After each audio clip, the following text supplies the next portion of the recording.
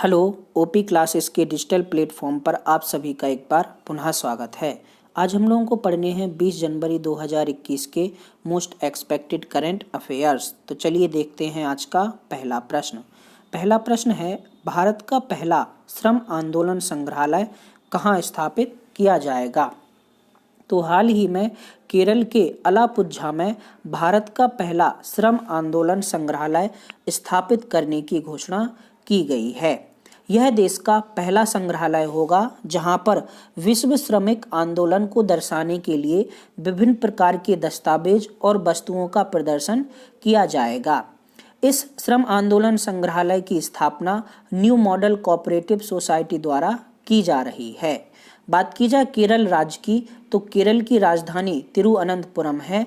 वर्तमान में पिनराई विजयन केरल के मुख्यमंत्री, जबकि आरिफ मोहम्मद खान केरल के राज्यपाल हैं।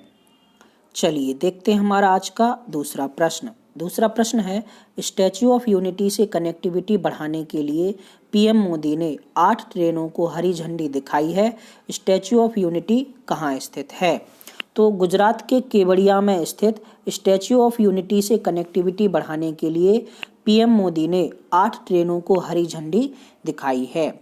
ये 8 ट्रेनें दिल्ली, मुंबई, चेन्नई, अहमदाबाद, वाराणसी, प्रतापनगर तथा रीवा से चलेंगी।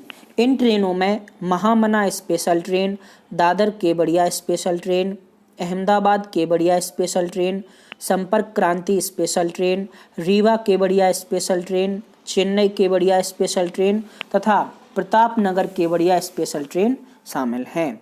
बात की जाए स्टैच्यू ऑफ यूनिटी की, तो यह विश्व की सबसे ऊंची प्रतिमा है जो कि भारत के लौह पुरुष सरदार वल्लभ भाई पटेल को समर्पित है। गुजरात में नर्मदा जिले में नर्मदा नदी पर सरदार सरोवर बांध से साधु बेट द्वीप पर स्थित स्टैच्यू ऑफ यूनिटी की कुल ऊंचाई 182 मीटर है, जबकि आधार सहित इसकी कुल ऊंचाई 240 मीटर है। स्टैच्यू ऑफ यूनिटी का शिलान्यास 31 अक्टूबर 2013 को किया गया था, जबकि 31 अक्टूबर 2018 को यह राष्ट्र को समर्पित की गई थी। चलिए देखते हैं हमारा आज का तीसरा प्रश्न।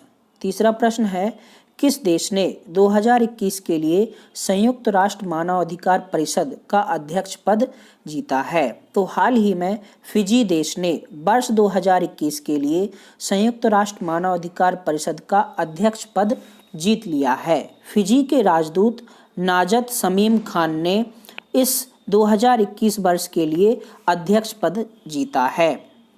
चलिए देखते हैं हमारा आज का चौथा प्रश्न।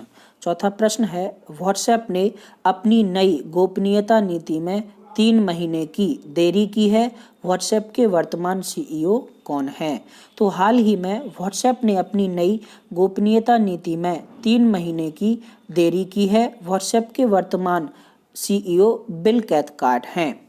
बात की जाए व्हाट्सएप की नई नीति की, तो व्हाट्सएप ने अपनी नई प्राइवेसी पॉलिसी के साथ एफबी के साथ यूजर का डाटा साझा करने की अनुमति मांगी थी, लेकिन कड़े विरोध के चलते अब व्हाट्सएप ने अपनी नई पॉलिसी को 15 मई तक के लिए टाल दिया है।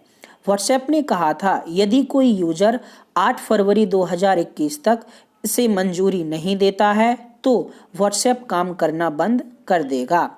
हालांकि इस बारे में व्हाट्सएप ने सफाई देते हुए कहा है कि वह ना तो यूजर के मैसेज देखता है और ना ही फोन कॉल सुनता है।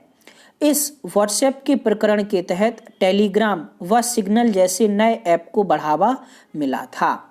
हाल ही में भारत के सूचना एवं प्रसारण मंत्रालय ने भी व्हाट्सएप को एक पत्र लिखकर पॉलिसी की वापसी की मांग की थी।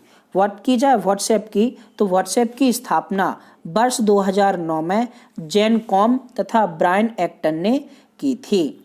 19 फरवरी 2014 को फेसबुक ने व्हाट्सएप को 20 अरब में खरीद लिया था। चलिए देखते हैं हमारा आज का पांचवा प्रश्न। पांचवा प्रश्न है, दूरसंचार उपकरण और सेवा निर्यात संवर्धन परिषद TEPC के नए अध्यक्ष के रूप में किसे नियुक्त किया गया है? तो हाल ही में संदीप अग्रवाल को दूरसंचार उपकरण और सेवा निर्यात संवर्धन परिषद TEPC के नए अध्यक्ष के रूप में नियुक्त किया गया है।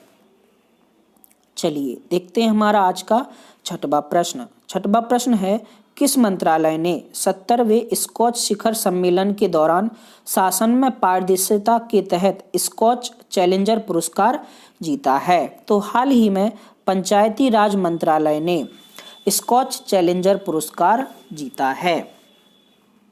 चलिए देखते हैं हमारा आज का सातवां प्रश्न। सातवां प्रश्न है, भारत के पहले कोविड-19 वैक्सीन के प्राप्तकर्ता का नाम बताइए। तो हाल ही में स्वच्छता कार्यकर्ता मनीष कुमार को पहला कोविड-19 टीका लगा है।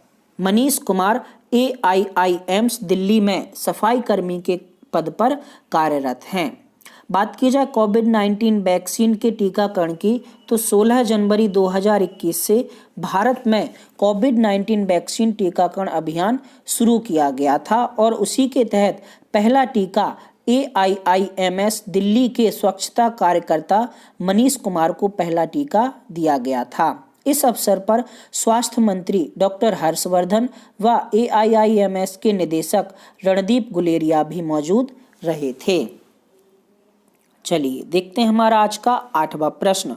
आठवां प्रश्न है, कमल मोरारका का हाल ही में निधन हो गया है, वह एक कौन थे? तो हाल ही में पूर्व केंद्रीय मंत्री, एक बिजनेसमैन, BCCI के उपाध्यक्ष तथा राज्यसभा सदस्य कमल मोरारका का निधन हो गया है।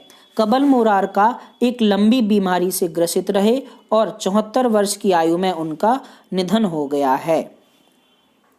चलिए देखते हैं हमारा आज का अगला नौवां प्रश्न। नौवां प्रश्न है, द कॉमनवेल्थ ऑफ क्रिकेट पुस्तक के लेखक कौन हैं? तो द कॉमनवेल्थ ऑफ क्रिकेट पुस्तक के लेखक रामचंद्र गुहा हैं। चलिए देखते हैं हमारा आज का अंतिम प्रश्न। अंतिम प्रश्न है, पंग ल्हाबसोल त्योहार निम्नलिखित में से किस राज्य में मनाया जाता है? तो पंग ल्हाबसोल त्योहार सिक्किम राज्य में मनाया जाता है। सिक्किम की एकता को दर्शाने वाला यह त्योहार माउंट कंचनजंगा को सम्मान देने के लिए प्रतिवर्ष मनाया जाता है। चलिए देखते हैं हमारा आज का क्वेश्चन ऑफ द डे। 20 जनवरी 2021 का क्वेश्चन ऑफ द डे है, संयुक्त राष्ट्र मानव अधिकार परिषद का मुख्यालय कहाँ है? Jakarta Indonesia, Malaysia Kuala Lumpur, Geneva Switzerland तथा माडलुंगिया फिलीपींस। इसके अलावा सेशन ऑफ द डे का क्वेश्चन है, हाल ही में व्हाट्सएप ने अपनी गोपनीयता नीति को टाल दिया है। यह गोपनीयता नीति अब कब तक के लिए टाल दी गई है? दोनों प्रश्नों के जवाब आपको नीचे कमेंट बॉक्स में कमेंट करके बताने हैं।